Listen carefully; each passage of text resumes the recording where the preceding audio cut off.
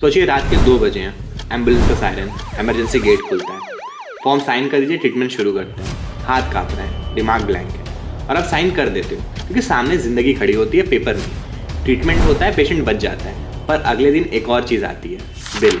इतना बड़ा कि आपको लगता है जैसे ज़िंदगी से ज़्यादा बिल चलने वाला है। लोग बोलते हैं प्राइवेट हॉस्पिटल है, जो चाहे वो चार्ज कर लेंगे, जान बच गई, पैसे गए, डील समझिए आप इसको।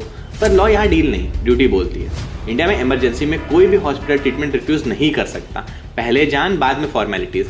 और अगर बिल में हिडन चार्जेस हैं, अननेसेसरी टेस्ट हैं या ऐसे प्रोसीजर्स लिखे हैं जो हुए ही नहीं, तो आप सिर्फ पेशेंट के रिलेटिव नहीं, कंज्यूमर है। कंज्यूमर लॉ पूछता है सर्विस प्रॉपर थी या नहीं, इन्फॉर्मेशन दी गई या नहीं, कंसेंट इन्फॉर्म था या सिर्फ प्रेशर में लिया गया। पर ग्राउंड पे क्या होता है, फैमिली थकी हुई होती है, पेशेंट कमज़ोर होता है और हॉस्पिटल बोलते हैं डिस्चार्ज तब होगा जब पेमेंट होगा। सच ये है, हॉस्पिटल के काउंटर और आईसीयू के बीच लॉ खड़ा होता है, बस दिखता नहीं। और आपको लगता है कि आपको मजबूरी से साइन करवाया गया, तो याद रखिए कंप्लेंट सिर्फ एंगर नहीं होती, एविडेंस होता है। Prescription, reports, bills, timings.